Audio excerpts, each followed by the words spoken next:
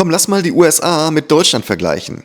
Das höre ich ja immer wieder und das geht eigentlich gar nicht. Und warum das nicht geht, das erfahrt ihr heute in diesem Video.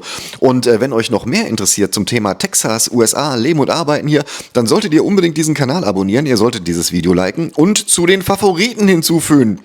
Und teilen schadet auch nie. In den USA dürfen nämlich die Bundesstaaten, also das Pendant bei euch wäre dann quasi die Länder, die 16 Länder, oder gehört Mallorca mit dazu? Ich weiß es nicht. Also wenn wir über Texas und Nordrhein-Westfalen zum Beispiel reden, dann ist das hier so, der Staat Texas, der hat viel mehr Macht als das Land NRW in Deutschland.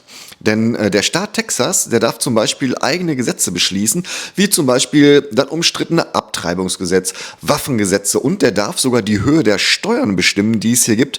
Und das geht in Nordrhein-Westfalen natürlich nicht. Das wird auf Bundesebene da entschieden. Und wenn man das so betrachtet, und so muss man das betrachten, dann kann man eigentlich die USA nicht mit Deutschland vergleichen, sondern man muss die USA mit Europa vergleichen.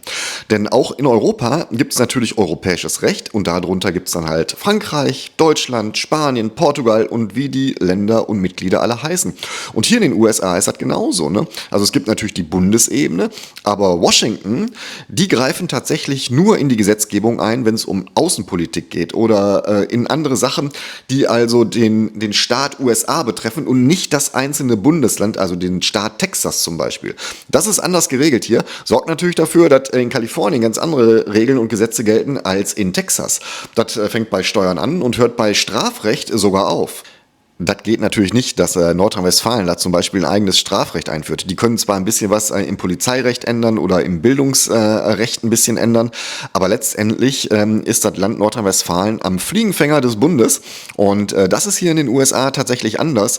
Und jetzt ist ja meine Frage, was würdest du denn gerne haben, dass dein Staat, in dem du wohnst, also mit Staat meine ich Bundesstaat, mehr Macht hat, oder hättest du gerne einen Staat, der von oben alles aufdiktiert bekommt? Schreibt's mir mal in die Kommentare.